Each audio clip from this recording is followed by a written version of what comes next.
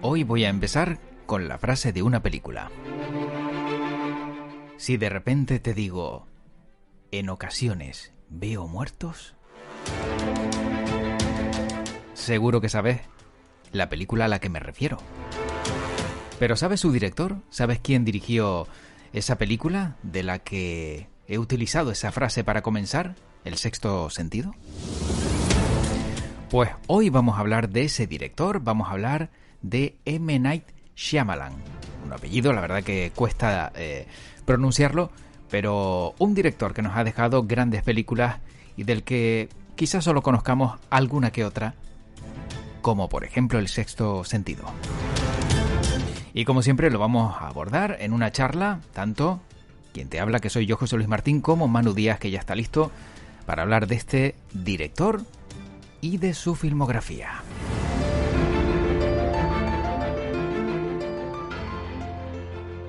Y como ya comentaba en el comienzo y en el avance de este podcast, este director tiene un nombre ligeramente impronunciable. Pero bueno, seguro que Manu Díaz lo controla mucho más que nosotros, o que yo en este caso, así que le vamos a preguntar a él. Manu, ¿qué tal? ¿Cómo estás? Hola, ¿qué tal? Pues encantado de estar aquí una vez más. Y bueno, sí, nombre complicado, Mm. eh, pero bueno, ya complicado por sí, con el nombre con el que se le conoce, pues su nombre de nacimiento, pues se complica un poquito más la cosa. Oye, su O nombre sea, de... se llama Manoj Neliyatu Shyamalan. Exactamente, y te iba a decir, Manoj es un nombre que yo por lo menos sí lo reconozco de escucharlo en Canarias, ¿no? Si no me equivoco, creo que hay un periodista deportivo, me parece que se llama Manoj Daswani, Sí, sí, y hay, sí, y hay unos cuantos Manoj sí. conocidos, ¿verdad? Claro, pues, o sea, M. Night Shyamalan, Mm. que es el director del que vamos a hablar, nació en la India y viene su familia de la India, aunque después él se mudará a Estados Unidos, a Filadelfia. Pero claro, todo el nombre y su cultura viene de ahí. Y claro, aquí también sabemos que en Canarias hay mucha población hindú. Efectivamente. Bueno, pues ya desvelado la manera de... Bueno, también le podemos decir M Night, pero bueno, no tendría el mismo impacto. Y vamos a hablar de él, ¿no, Manu? Vamos a charlar sobre su obra y también sobre algún, nueva película, ¿no? Que tendremos por ahí rondando y que ya podemos ver, pero sobre todo es reconocido y recordado más que nada por El sexto sentido, ¿no? Este director. Sí, bueno, sobre todo por el sexto sentido, porque realmente es la película que lanza su carrera. No es su primera película como director, ya había dirigido dos películas previamente, aunque no habían tenido mucho éxito. Y justo antes de estrenar El sexto sentido, habría otra película de gran éxito en aquel momento que no venía dirigida por él, pero que el guión sí era suyo, que era Stuart Little, aquella película sobre aquel ratoncito que era adoptado por una familia y que después tuvo una secuela y fue una película que tuvo bastante éxito en su momento. El guión venía firmado por M. Night Shyamalan. Anda. Pero también es cierto que ese mismo año, que fue 1999, fue el año en el que se estrena El Sexto Sentido y casi que podemos decir que todo en cuanto a la carrera de Night Shyamalan, podemos decir que arranca aquí. Lo previo, pues eran películas, sí, firmadas por él, pero que vistas ahora y visto todo lo que ha hecho a continuación y sus últimos trabajos, pues aquellos dos trabajos quedan completamente deslocalizados del conjunto de su carrera, de la misma manera que también Stuart Little muy poco tiene que ver Mm. con todo lo que vino a continuación. Me ha llamado mucho la atención lo de Stuart Little, no me lo esperaba, la verdad que era un dato que no tenía. Y corrígeme si me equivoco, pero el doblaje de Stuart Little en España lo hizo Emilio Aragón. ¿Te suena esto? Sí, ¿verdad? Sí, Sí, sí, ¿verdad? sí. Vale. El personaje de Stuart Little tenía la voz de Emilio Aragón. Ujú.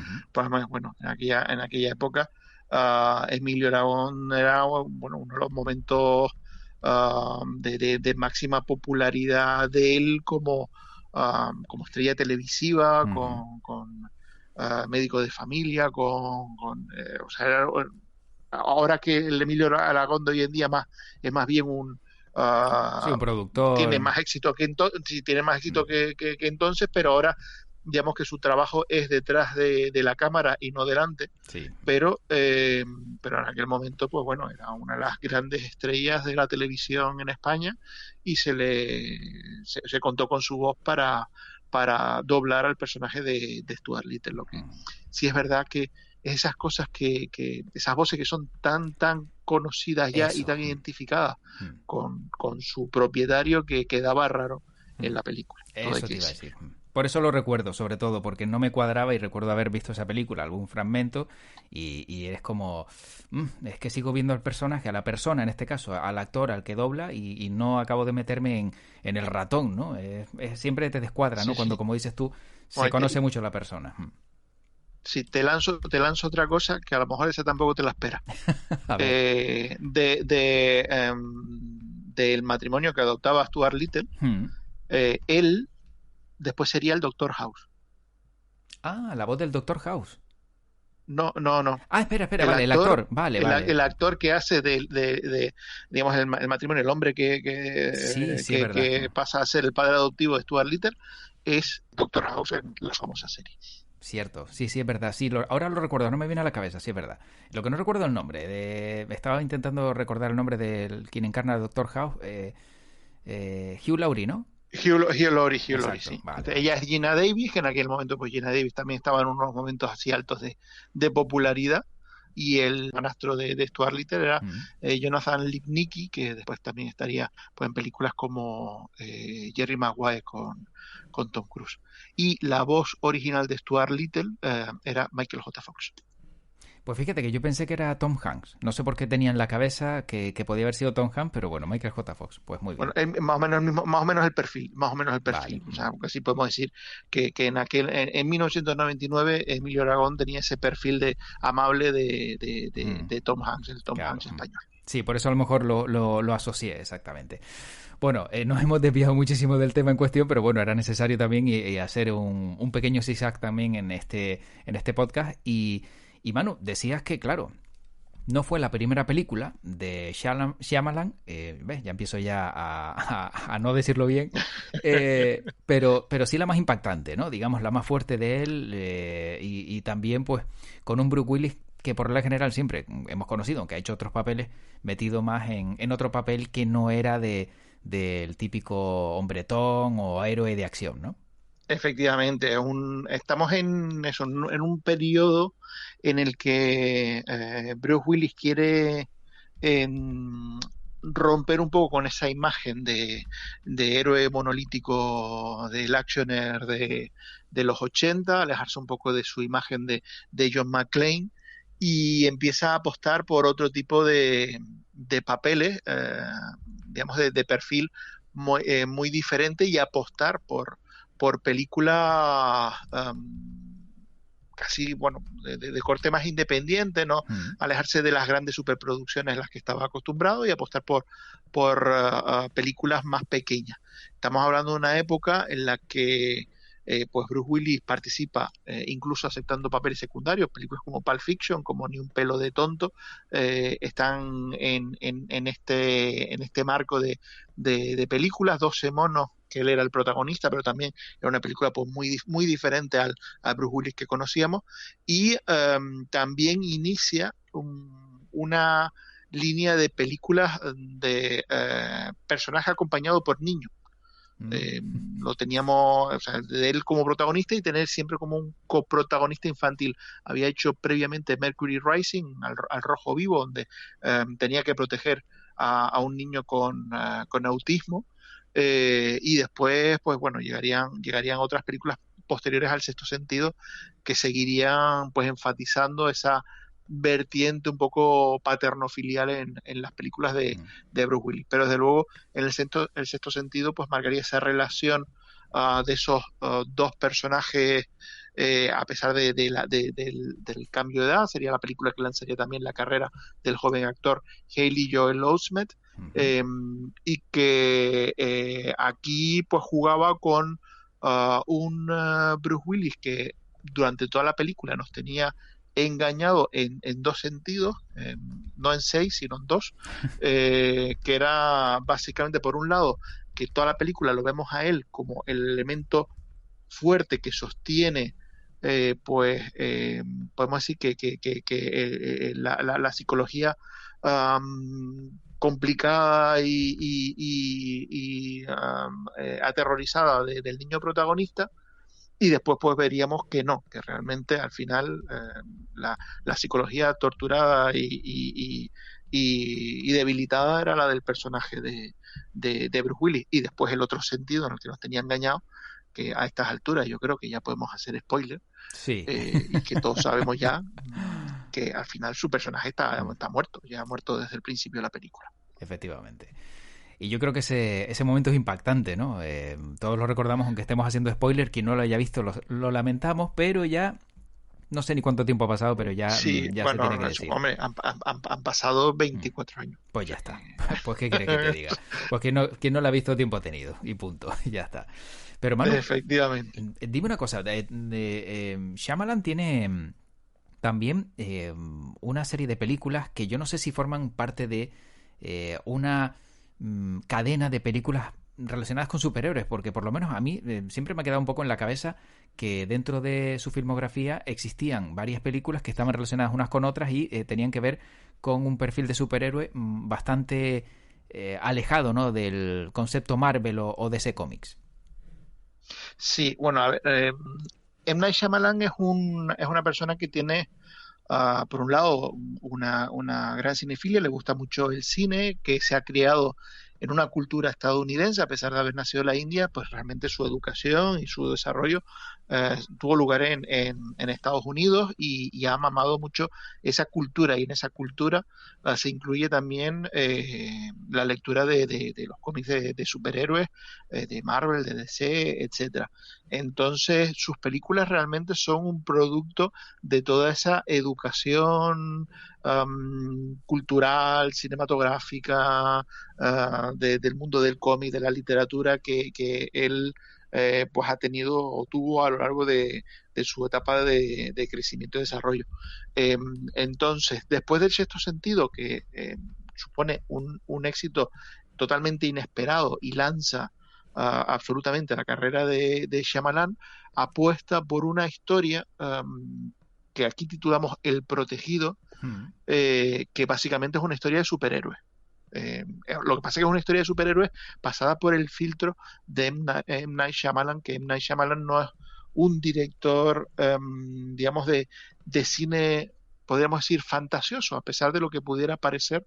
Las películas de M. Night Shyamalan no son películas, algunas sí, como Airbender o After Earth, pero por regla general no son películas que tengan lugar en un mundo de fantasía, sino que él lo que hace es que traslada todos esos componentes de género fantástico, de género de terror, de ciencia ficción, etcétera, los traslada a nuestra realidad, y esa es un poco la impronta particular y atractiva que tiene su cine, que su cine habla de cómo esos elementos que estamos acostumbrados a verlo en la literatura, en los cómics, en el cine, cómo impactarían en nuestra realidad cotidiana. Y ahí sucede, en el caso de Sexto Sentido, pues cómo esa realidad cotidiana, ese conflicto matrimonial, ese trauma de haber fracasado con uno de sus pacientes, pues afecta al personaje del Sexto Sentido. Y en El Protegido es la historia de una persona que su vida ha sido una vida gris, que tiene un trabajo con el que no está contento, un matrimonio que está haciendo aguas y una relación distante con su hijo, y de repente, pues poco a poco va descubriendo que no es una persona normal, sino que es una persona que tiene poderes extraordinarios, y que todos sus fracasos en la vida vienen por no haber sido capaz de cumplir con su destino en la vida, que era ser un superhéroe. Mientras lleva una vida gris, pues digamos que nada encaja en su lugar, porque él no está en su lugar. Y El Protegido, más que contarnos una historia de un tipo que es capaz de levantar un gran peso o que es prácticamente invulnerable, o que más allá de eso nos cuenta pues eso, la historia de una persona que descubre que no es una persona vulgar, sino que es una persona extraordinaria y que descubre cuál es su lugar en el mundo y a partir de ese momento todo empieza a cobrar sentido y todo empieza a encajar en su camino en la vida. Y, y eso pasaría en otras películas posteriores, todas. Siempre hay un elemento fantástico que sirve más bien de excusa Mm. para hablar de los problemas personales, cotidianos, con los que nosotros como espectadores podemos conectar mejor dentro de los protagonistas de las películas de M. Night Shyamalan.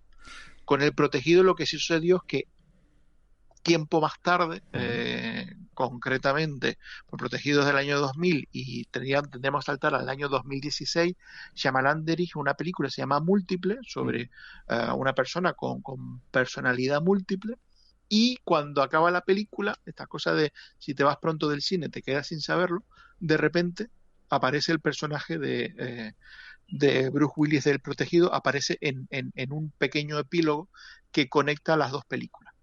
Y más adelante, en 2019, pues Shyamalan volvería a reunir a los personajes de Múltiple y a los personajes del Protegido en un cierre de trilogía que sería Glass, Mm. donde, bueno, digamos que ahí forma un tríptico donde cierra toda esa historia de ese superhéroe y de ese personaje aparentemente con un problema psicológico que es personalidad múltiple, pero que después pues, se va indagando en que hay mucho más detrás que no es simplemente una Mm. cuestión psicológica, sino realmente la existencia de diferentes entidades dentro de esta persona. Manu, y dime una cosa, ¿por qué después del éxito y el bombazo del Sexto Sentido no hemos oído o no hemos visto otro gran éxito de este director, desde tu punto de vista? Bueno, él sí tuvo después, o sea, Mm. el Sexto Sentido abre una puerta y él, podemos decir que hasta 2010, 2013, pues mantiene una posición privilegiada en la industria de Hollywood. El Protegido fue también un gran éxito de taquilla. Es verdad que, por ejemplo, pues no se quiso vender también como una película de suspense y de terror, como era El Sexto Sentido, y no tenía nada que ver, por lo que la gente cuando fue a verla, pues se quedó un poco a cuadros porque se encontraban con algo muy diferente a lo que estaban esperando. Después llegarían películas como Señales, como El Bosque, que yo creo que esas cuatro películas, Sexto Sentido, El Protegido, Señales y El Bosque, pues marca, yo creo que las cuatro películas que definen y marcan yo creo que el techo de la filmografía de M. Night Shyamalan. Después ya empezaría un declive con películas como La Joven del Agua, El Incidente y ya sus dos grandes fracasos, que además son sus películas de mayor producción, de mayor presupuesto, que son Airbender, El Último Guerrero Mm. y After Earth. Eso supone un derrumbe en la carrera de M. Night Shyamalan. Ya con El Incidente, por ejemplo, había tenido que cambiar de estudio y se encontraba con que perdía un poco el control de sus proyectos, y ante el fracaso económico de Airbender y After Earth decide hacer un borrón y cuenta nueva y volver un poco a los inicios. De 2013, que es el estreno de After Earth, saltaríamos a 2015, donde estrena una película pequeñita, de bajo presupuesto, sin ningún actor conocido, rodado de manera express, sin grandes efectos especiales, ni nada, que se llamaría La Visita, y que de repente pues volvía a reconectar al público de M. Night Shyamalan con lo que había sido El Sexto Sentido. De repente volver un poco a tener una historia eh, pequeña, en absoluto ambiciosa, sencilla, pero muy bien contada y con giros inesperados y situaciones de gran tensión para el espectador. A partir de ese momento, a partir de la visita, para no depender de ningún estudio, para que nadie interfiera en su proceso creativo, pues él opta por pagar las películas de su bolsillo. Son todas, a partir de ahí van a ser todas películas para los estándares de Hollywood, muy modestas, muy económicas, pero que le dan a él control absoluto y donde lo único que necesita es pues llegar a un acuerdo con algún estudio para que se la distribuya y se pueda ver en cine. Pero el dinero lo saca él de su propio bolsillo, por lo que nadie va a un poco a inmiscuirse en el tipo de película que él quiere hacer, cómo la quiere hacer, con quién la quiere hacer y cómo va a acabar esa historia. Esas han sido pues un poco las últimas películas, o sea, Múltiple, Glass, sus dos últimos proyectos, Tiempo y la que se ha estrenado más recientemente, que es Llaman a la puerta, todas vienen eh, de la financiación propia del cineasta y con un control férreo absoluto de la obra por su parte.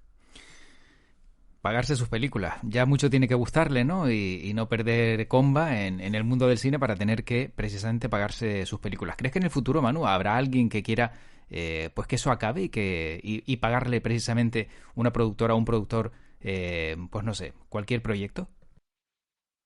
Hombre, es verdad que, bueno, o sea, él sigue teniendo también apoyos, por ejemplo, tanto la visita como Múltiple, Glass, pues ha tenido como respaldo Blumhouse, que es también una productora de películas de terror, de fantasía, pues de presupuesto más bien medio o bajo. Eh, pero bueno, yo creo que él, después de la experiencia, sobre todo con La joven del agua, con el incidente, donde había mucha interferencia por parte del estudio, yo creo que él ya ha encontrado su lugar y salvo que llegue a una historia donde, digamos que las necesidades económicas de la producción excedan a su cuenta bancaria, eh, pues él va a optar a seguir manteniendo Mm. esta misma línea. Además, en una entrevista reciente él comentaba que bueno, que a diferencia de otros directores como Steven Spielberg o James Cameron, para él menos siempre es más. Es decir, ir reduciendo los elementos, no adornar, no exagerar Mm. los componentes, sino ir siempre al mínimo para de pequeñas historias poder llegar a esas tramas de fantasía que a él le gusta narrar. Lo que decíamos al principio, el impacto de la fantasía en nuestra realidad cotidiana. Mm. Manu, y ahora, ¿dónde está metido el director y qué es lo que sabemos y conocemos de él? Bueno, él ahora mismo está lo que comentábamos, acaba de estrenar Llaman a la puerta, Ujú. que es una película pues muy en la línea de él, donde tenemos pues a un matrimonio homosexual con una niña que se van de vacaciones a una cabaña perdida en el monte y de repente aparecen cuatro desconocidos que les dicen que eh, si uno de ellos no muere, el mundo se va al garete y que tienen que elegir quién de los tres es el que va a morir. O Uf, sea, uno de esos giros uf. que muy propios de Shyamalan, aunque en este caso es una película que parte de una novela ajena, de una novela de otro escritor, pero bueno, tenemos eso, todo, de nuevo, el menos es más, o sea, Ujú. un grupo de personajes metidos en una cabaña y con una situación de tensión y de suspense y con un componente sobrenatural que es el que a esa realidad, a la realidad cotidiana de estos personajes, pues la socava y la pone patas arriba. Aparte de eso, pues bueno, él tiene diferentes proyectos en marcha, hay una serie de televisión que es Servant, donde él ha dirigido varios episodios y que él ha sido el creador de la serie. Tiene en desarrollo su, su nueva película, se va a titular Labor of Love, y que en principio pues será una película que se ruede en este 2023 con posibilidad de estreno del 24, y después ya tiene en preproducción su siguiente película, o sea que se Mm. ve que la cuenta bancaria respalda. Total, vamos, casi nada, casi nada. Bueno, yo para ir terminando, Manu, tengo la curiosidad que tengo sobre el director es que por lo visto es muy casero. Le gusta que casi todas sus películas pues se rueden cerca de donde él está, que es en los alrededores de Filadelfia, y todo esto tiene detrás que le tiene un miedo espantoso a volar en avión. Cierto es que hay alguna película que ha pues grabado en el exterior, como por ejemplo Old, ¿no? Que se desarrolla en una isla tropical, pero todo esto tiene justo el temor a volar en avión y siempre intenta pues que todo lo que pueda grabar o todo lo que pueda rodar sea cerca de donde vive. Vamos, que salir de casa, también con el presupuesto que tiene, a lo mejor no quiere gastar. También es eso. No, bueno, sí, no, es verdad que parte va por ahí también, Mm. pero bueno, cuando gozaba de grandes super presupuestos, Mm. seguía rodando en Filadelfia, que es su Vale. casa. En parte, también va vinculado con las temáticas de sus películas. Sus películas, al final, todas, o la gran mayoría, hablan de las relaciones en familia, de padres a hijos y dentro de lo que es el matrimonio. O sea, Mm. todo va, son historias de componente muy familiar. Y otra de las razones, bueno, aparte del miedo a volar, es el no alejarse él de su familia. Una persona, digamos, que cuida mucho su relación con sus hijos y no le gusta alejarse de la casa familiar. A ver si es que se quedó tocado con el sexto sentido y se piensa que está y no O con está. Stuart Little. O con Stuart Little, efectivamente.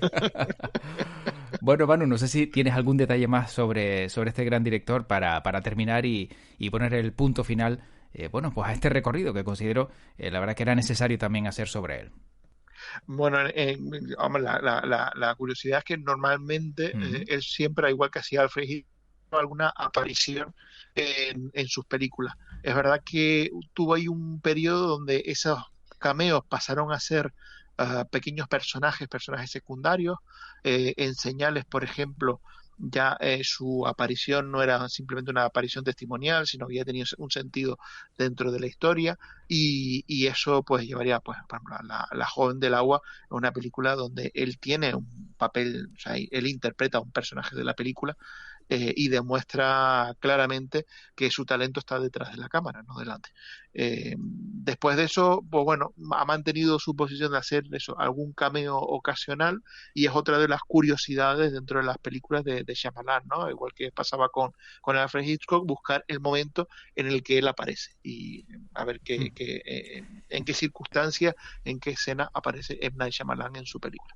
Bueno, pues estaremos atentos a todas sus películas, alguna que se nos quede ahí que no hayamos visto y a ver dónde aparece, que ese también es un detalle a tener en cuenta. Bueno, pues como siempre un placer conocer más del mundo del cine y también estas grandes historias que nos traes en World Media Podcast y bueno, a ver con qué nos sorprendes en el siguiente capítulo. Bueno, pues buscaremos algo. Desde luego, donde no te voy a sorprender es con aquello de en ocasiones veo muertos. No, ahí ya no, ahí ya no. Bueno, Manu, pues como siempre, un placer escucharte, cuídate mucho y que tu podcast te acompañe. Pues larga y próspera vida al podcast. Hasta luego. Hasta luego.